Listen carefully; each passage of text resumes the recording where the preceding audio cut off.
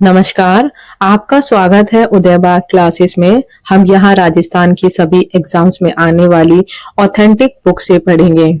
आज हम राजस्थान हिस्ट्री में चैप्टर नंबर 2 जो कर रहे थे उसका आगे का टॉपिक करेंगे। चैप्टर था राजस्थान में मराठा हस्तक्षेप एवं प्रभाव। टॉपिक है कि कोटा के झाला जालिम सिंह की मराठा नीति। झाला जालिम सिंह 1758 ईस्वी में कोटा का फौजदार नियुक्त हुआ। 1761 ईस्वी में कोटा एवं जयपुर के मध्य बंटवारा का युद्ध हुआ, जिसमें जालिम सिंह के कुशल नेतृत्व से कोटा की विजय हुई। इस विजय ने उसके प्रभाव में वृद्धि की। 1764 ईस्वी में कोटा महाराव गुमान सिंह के साथ मतभेद होने पर वह मेवाड़ महाराणा हरि सिंह की सेवा में चला गया, जहां उसे जागीर दी गई। छिपरा के युद्ध 1769 ईस्वी में वह मेवाड़ की ओर से मराठों के विरुद्ध लड़ा और घायल होने पर बंदी बना लिया गया। अंत में 60,000 रुपए मुक्ति धन चुकाने पर वह मराठा कैद से मुक्त हुआ। 1769 ईस्वी के बाद जब मराठा सेना ने कोटा की ओर से रुख किया तो महाराव गुमान सिंह ने उसे ससम्मान कोटा बुलाया और अपना प्रतिनिधि बनाकर मराठों से समझौता करने के लिए भेजा। जालिम सिंह ने मराठों को कोटा से बाहर जाने के लिए राजी कर लिया, जिससे उसकी योग्यता पुनः सिद्ध हो गई। अतः महाराव गुमान सिंह ने उसे पुनः कोटा का फौजदार नियुक्त कर दिया। झाला जालिम सिंह इस बात को भली भांति जानता था कि मराठों का शक्ति से सामना करना कोटा राज्य के सामर्थ्य से बाहर था। इसलिए उसने मराठों के साथ साम दाम और भेद की नीति अपनाकर उन्हें कोटा से दूर रखा। उसने मराठा सरदारों को धन व सैनिक सहायता देकर संतुष्ट रखने का प्रयास किया। 1777 ईस्वी में जीवाजी अप्पा द्वारा कोटा पर आक्रमण करने पर जालिम सिंह ने उसे धन देकर कोटा राज्य की रक्षा की। 1779 ईस्वी में जीवाजी की मृत्यु पर उसके उत्तराधिकारी जनको जी को टीके का दस्तूर भेजा गया। 1784 से 85 में उसने मराठा सरदार नहर राव व खांडेराव को धन देकर कोटा राज्य की सीमा के बाहर से ही लौटा दिया। तुकोजी होलकर को भी उसने समय समय पर धन व उपहार भेजकर संतुष्ट बनाए रखा। जालिम सिंह ने हमेशा शक्तिशाली का समर्थन करने की नीति अपनाई। 1803 ईस्वी में अंग्रेजों के हाथों सिंधिया की पराजय के बाद वह कभी अंग्रेजों का साथ देता, कभी मराठों का।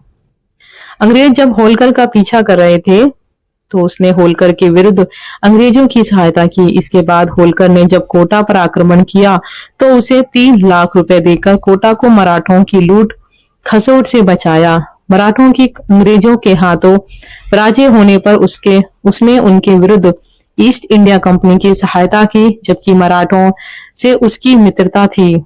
निष्कर्षतः जालिम सिंह ने अपनी कूटनीति से कोटा राज्य को मराठों के उत्पात से बचाया। पॉइंट है कि मराठा हस्तक्षेप के प्रभाव क्या रहे। पूरी 1 शताब्दी तक मराठों ने राजस्थान में उत्पात मचाया। बीकानेर और जैसलमेर को छोड़कर सभी राज्य मराठों की लूट मार के शिकार हुए। मराठों के लिए पक्ष विपक्ष, नैतिक अनैतिक के कोई मायने नहीं थे। शासकों को डरा धमकाकर अधिकतम धन वसूल करना ही उनका उद्देश्य था। धन के लिए कई बार उन्होंने अपना पक्ष बदला। राजपूत राज इतने समर्थ नहीं थे कि वे मराठों आक्रमणों से अपने राज्य की रक्षा कर पाते। राजपूत शासकों ने स्वयं ही अपने पारंपरिक झगड़ों में सहायता के लिए मराठों को आमंत्रित किया, जो इनके गले की फांस बन गए। प्रतिवर्ष खिराज की राशि चुकाने में देरी होने पर मराठा सेनानायक राज्य में लूटमार मचा देते थे या विरोधी पक्ष का समर्थन करने के लिए तैयार हो जाते। मराठा आक्रमणों के आर्थिक एवं राजनीतिक प्रभाव दूरगामी एवं विनाशकारी सिद्ध हुए। राजपूत राज्यों के आंतरिक मामलों में हस्तक्षेप।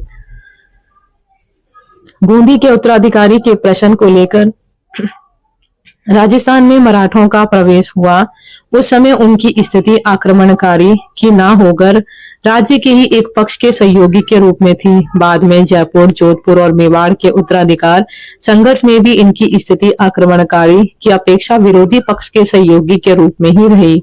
मगर जब विजयी पक्ष उन्हें वायदे के अनुसार धन नहीं चुका पाया, तब मराठों ने सैनिक शक्ति का प्रयोग करके धन वसूल किया।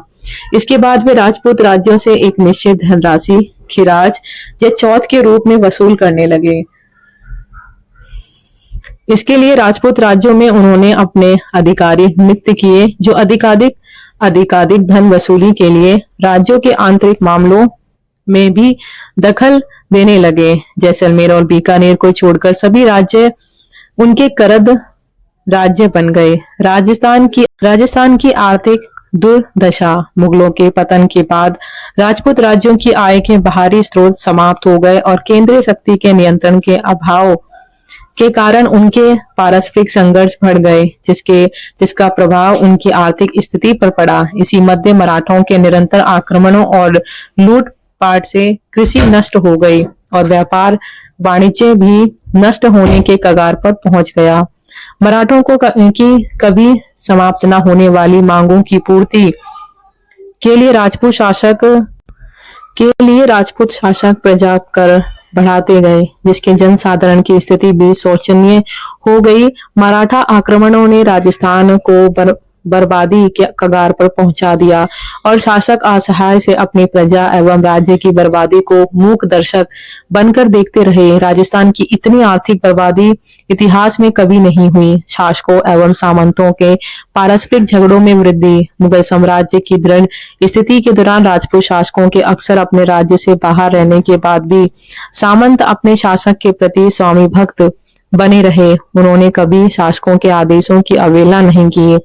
मगर मराठों के समक्ष जब राजपूत शासकों की असहायता प्रकट हुई तो सामंतों ने राजाओं की अवहेलना करनी शुरू कर दी। मेवाड़ और जोधपुर में तो शक्तिशाली सामंतों ने अपने शासकों की अवहेलना करके उन्हें गद्दी से हटाने के लिए पूरा जोर लगाया।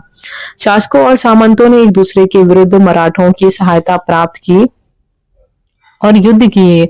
मराठों ने ऐसे विवादों का भरपूर फायदा उठाया और दोनों से ही जमकर धन की वसूली की। मराठा द्वारा धन लेकर सहायता देने की नीति ने सामंतों को अनियंत्रित और उच्छृंखल बना दिया, जिसकी राजपूत राज्यों को भारी कीमत चुकानी पड़ी और अंत में परेशान होकर उन्होंने ईस्ट इंडिया कंपनी से अपने राज्यों की आंतरिक एवं बाहरी सुरक्षा के लिए संधियां कर ली। तो आज ये जो हमारा चैप्टर नंबर 2 है राजस्थान हिस्ट्री में, वो कंप्लीट होता है और धन्यवाद।